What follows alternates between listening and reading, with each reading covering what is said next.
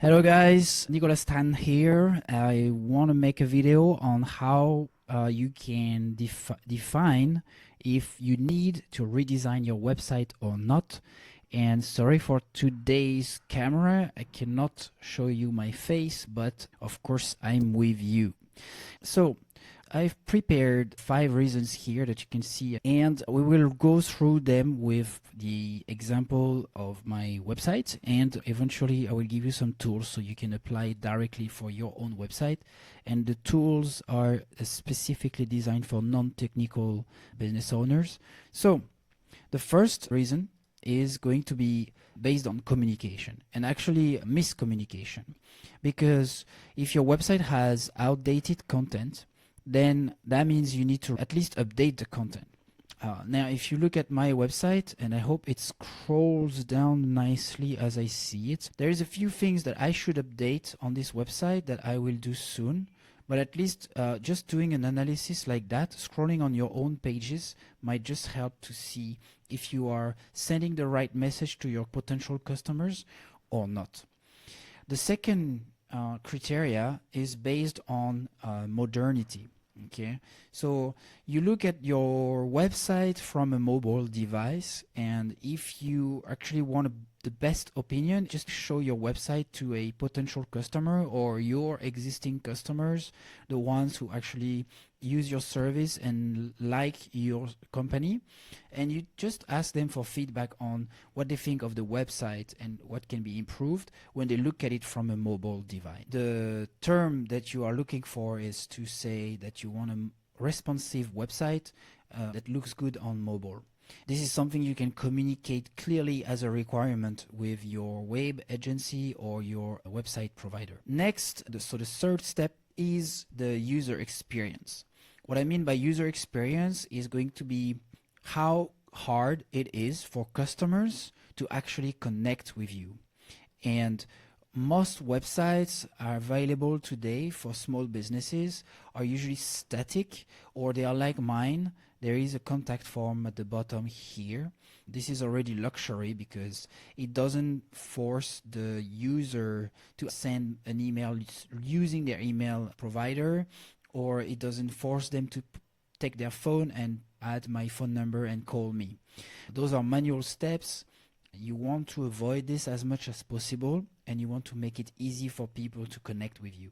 So just a few clicks. This is already manual because they need to add a message. What you eventually want is a specific page for each service where they just can say, I want to buy, and they go through a buying process or a pre-ordering process. This is the simplest way. The fourth thing is going to be visibility. So the easiest way is actually to type your name on the Google search. Type the business name. So I'm just going to use the example of a brand I'm working with at the moment. When you type their business name, they appear as the first results. It's their website here. And that's what you want to see. Of course, no one will really type your name. They might more like type the service that you offer.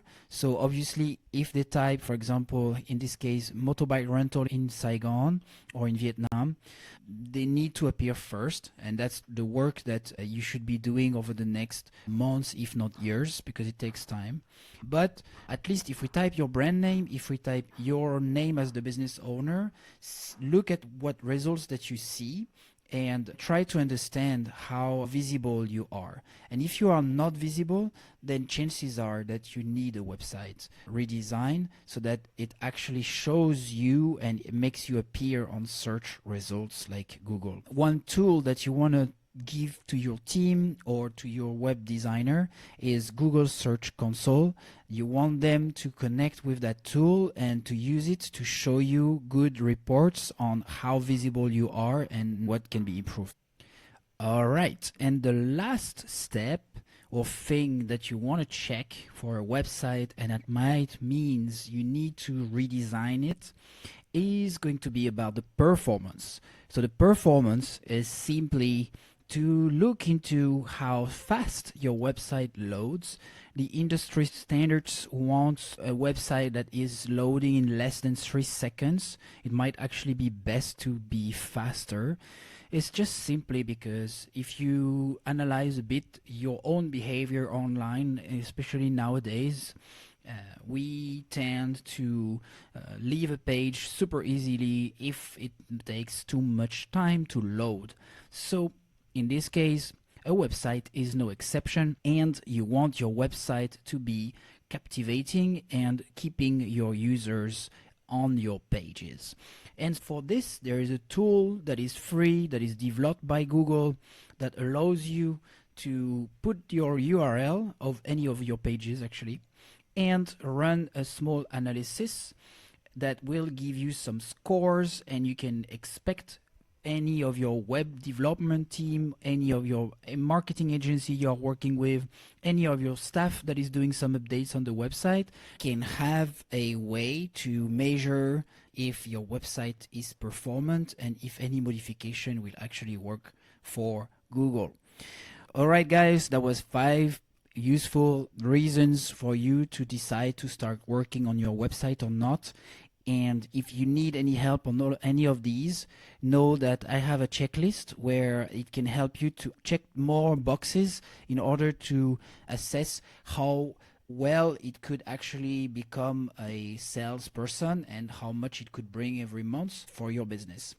And if you want to work with me, we could use this checklist as a basis to set up your budget, to give you some clarity about this. If you have no idea where to start on the web and how to be more visible, then I'm probably the person you want to talk with. So I'll see you tomorrow for another video, and I hope you liked this one. See you guys. Bye.